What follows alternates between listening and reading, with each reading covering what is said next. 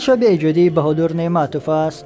کنسرت به مناسبت 50 سالگی فعالیت هنری این آوازخوان معروف تاجیک در فیلارمونی دولتی تاجیکستان برگزار شد و صنعتکاران و مخلصان سرود و موسیقی را گردی هم آورد.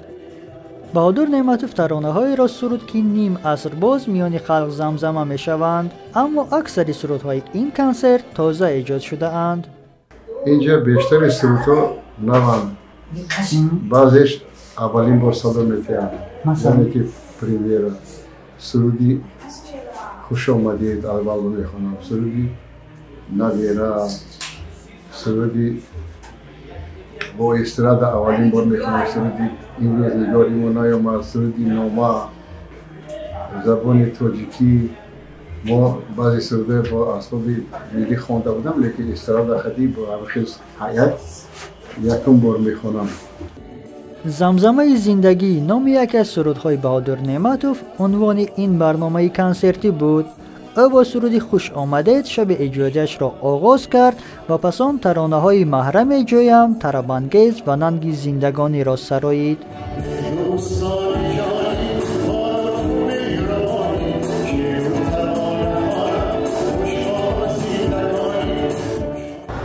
بهادر نعمت توانست در 50 سال فعالیت ایجادی خود را همچون ایجادکار اصیل، آوازخوان محبوب، آوازخوان ترانه‌سرای دلنشین یعنی نشان داده است. یک برنامه سلسله‌ای رودکی خوانی داشتند، از حافظ داشتند، از جلال‌الدین بلخی داشتند و این سلسله برنامه‌ها خیلی جالب هستند، چون که متن خیلی والا و آهنگ‌های ایجاد کرده بهادر نعمت به همین متن‌های کلاسیکی خیلی تمام و موافق آمده است و امروز در دل و دیده نیز جای گرفته است.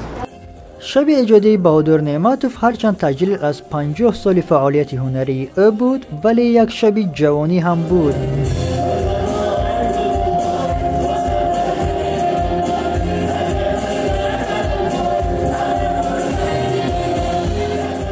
خودی آوازخوان ترانه های جوانی هم جوانی، دنیای جوانی، یارکان رقص کنید و پاپوری جوانی را سرود و زیر آهنگ او جوانان هم رقصیدند.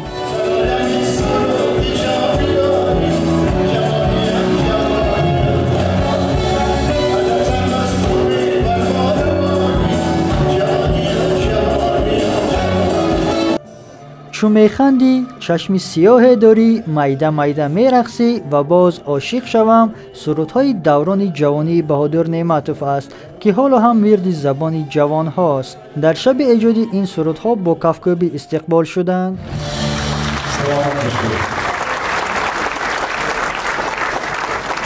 بهادر نعمتوف را معاون وزیر فرهنگ، رئیسان اتفاق کمپوزیتوران تاجیکستان، کنسرواتوری ملی و اتحادیه گروه‌های ایجادی کنسرتی، اینچنین سرایندگان و نوازندگان شاعران تهنیت گفتند و جامه زردوزی، تاقی بدخشید و تار موسیقی تقدیم کردند.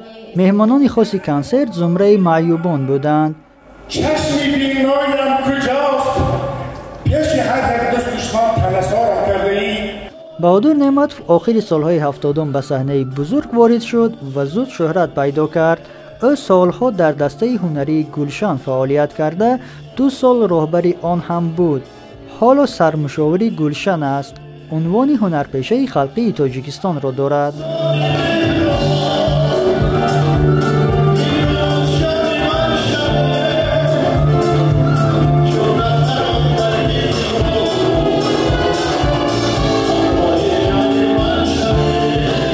بهادر برای صنعت تاجیک 50 سال بود، خیلی 150 سال کارش کرده. من بینید که این قطر ویش که صنعتش بلند که حاضر یگان توی آخرش با اگر شب خیر نخوریم خلق نمیخیزم. این ابدی میموند. شب ایجادی بهادر نعمتوف نزدیک 3 ساعت دوام کرد و با سرودی که 50 سال پیش سروده بود با شب بخیر به پایان رسید.